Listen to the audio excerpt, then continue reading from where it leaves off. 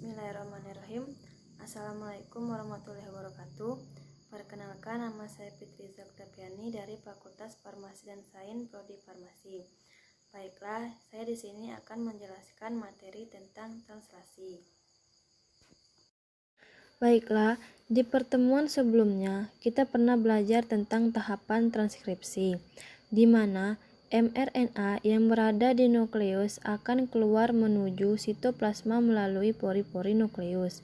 Hal ini dilakukan untuk melanjutkan ke tahapan selanjutnya, yaitu translasi, sehingga ada beberapa poin yang harus kita ingat di sini. Pertama, translasi merupakan proses penerjemahan mRNA untuk dibuat menjadi bentuk protein.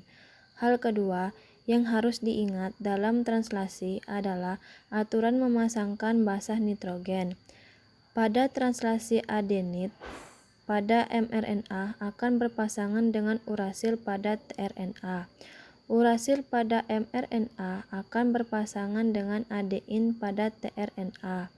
Guanin pada mRNA akan berpasangan dengan citosin pada tRNA. Dan citosin pada mRNA akan berpasangan dengan guanin pada tRNA. Sama halnya dengan transkripsi. Translasi juga memiliki 3 tahapan, yaitu inisiasi, elongasi, dan terminasi. Pada translasi ini, mRNA berperan sebagai cetakan untuk pembuatan protein. Sebagaimana kita ketahui bahwa mRNA mengandung urutan 3 basa nitrogen yang disebut dengan kadon. Dalam sintesis protein kurang lebih terdapat 64 kadon atau kode genetik yang mengatur dalam pembentukan asam amino tertentu. Ada 4 kode genetik khusus, yaitu kode genetik mulai atau start dan 3 kode genetik berhenti atau stop. Tahapan translasi dimulai dengan terikatnya ribosom kecil ke bagian untai kodon, mulai atau start. Kemudian setiap asam amino dibawa ke ribosom oleh tRNA spesifik. Jenis asam amino tersebut ditentukan oleh urutan antikodon. Pada tRNA terbentuk pasangan basa komplementer antara kodon mRNA dan antikodon dari tRNA. Setelah itu, tRNA mengikat kodon start unit ribosom besar akan terikat untuk membentuk proses translasi, dan proses inisiasi pun selesai. Dalam subunit ribosom besar terdapat 3 ruang yang berbeda, yang disebut dengan situs E untuk escape, P untuk peptidil, dan A untuk aseptor.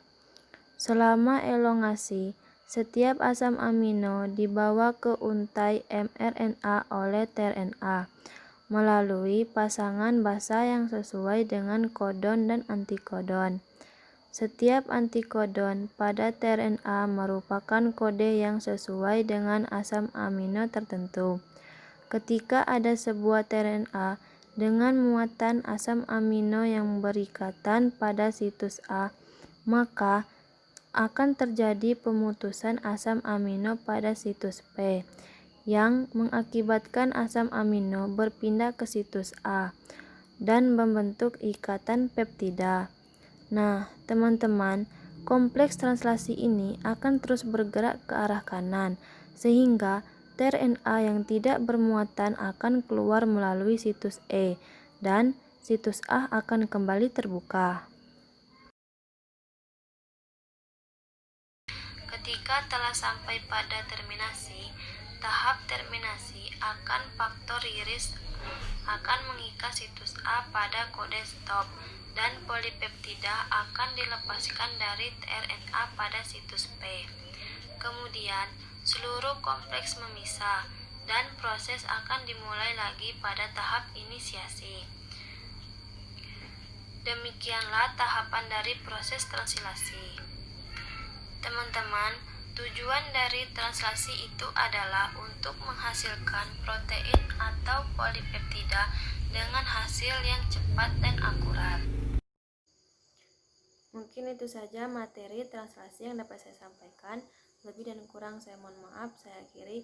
Wabillahi taufiq wal hidayah. Wassalamualaikum warahmatullahi wabarakatuh.